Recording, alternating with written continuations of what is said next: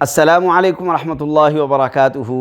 بابو تنولی ایک مرتبہ پھر اپنے سننے، دیکھنے اور چاہنے والوں کے سامنے ایک بہت ہی اہم ویڈیو لے کر حاضر ہوا ہے۔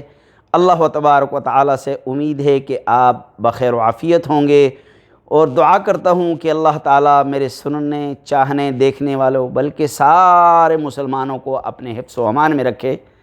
تو آج میں آپ کے سامنے ایک بہت اہم ویڈیو لے کر آیا ہوں جو ہر بالغ مرد، مسلمان مرد، ہر بالغ مسلمان عورت کو اس کا علم ہونا ضروری ہے۔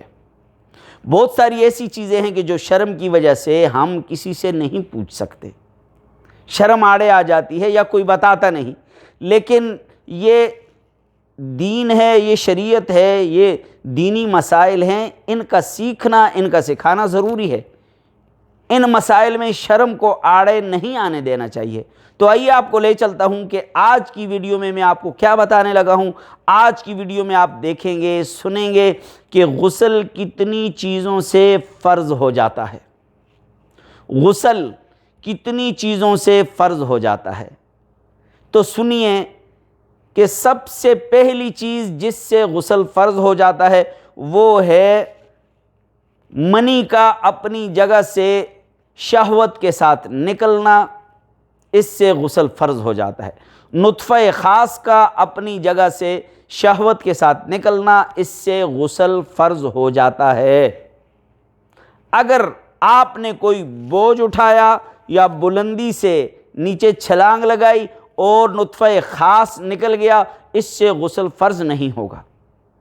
نمبر 2، احتلام کا ہو جانا، اس سے غسل فرض ہو جاتا ہے۔ جب آپ نیند سے اٹھے، آپ نے اپنے کپڑوں پر یا اپنے بدن پر تری دیکھی، آپ پر غسل فرض ہو گیا، اگرچہ آپ کو خواب یاد ہو یا نہ ہو۔ نمبر 3، مرد اور عورت کا ملاپ صحیحہ، مرد اور عورت کا ملاپ صحیحہ صحبت کرنے کے بعد غسل فرض ہو جاتا ہے۔ اگرچہ ملاپ ہوا ہو لیکن منی نہ نکلی ہو، اس صورت میں بھی غسل فرض ہو جاتا ہے۔ آگے چلیں، حیض کے بعد غسل فرض ہو جاتا ہے۔ حیض، مینسز، ماہواری، اس کے بعد عورت پر غسل فرض ہو جاتا ہے، اور حیض کی کم از کم مدت 3 دن ہے، زیادہ سے زیادہ مدت 10 دن ہے۔ 10 دنوں سے اوپر جو اگر بلیڈنگ ہو تو اسے حیض نہیں کہا جائے گا، اسے بیماری تصور کیا جائے گا۔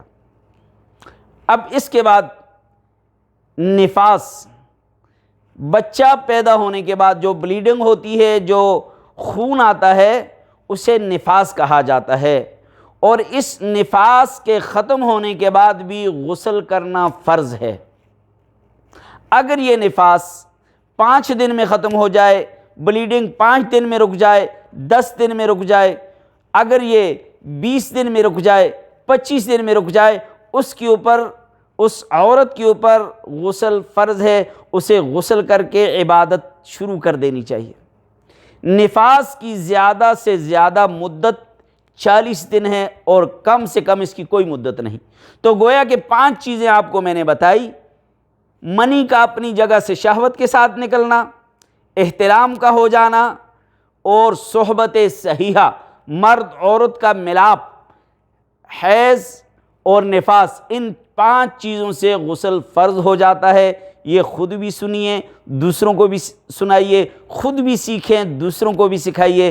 اللہ تبارک و تعالی ہم سب کو اسلامی مسائل، دینی مسائل سیکھنے کی توفیق عطا فرمائے، سکھانے کی توفیق عطا فرمائے۔ بابو تنولی یوٹیوب چینل کو لائک کیجئے، شیئر کیجئے، سبسکرائب کیجئے، یہ بہت ہی معلوماتی چینل ہے۔ اللہ تبارک و تعالی ہم سب کو اجر عظیم عطا فرمائے۔ اللہ تبارک و تعالی ہمیں علم دین حاصل کرنے کی توفیق عطا فرمائے۔ السلام علیکم ورحمۃ اللہ۔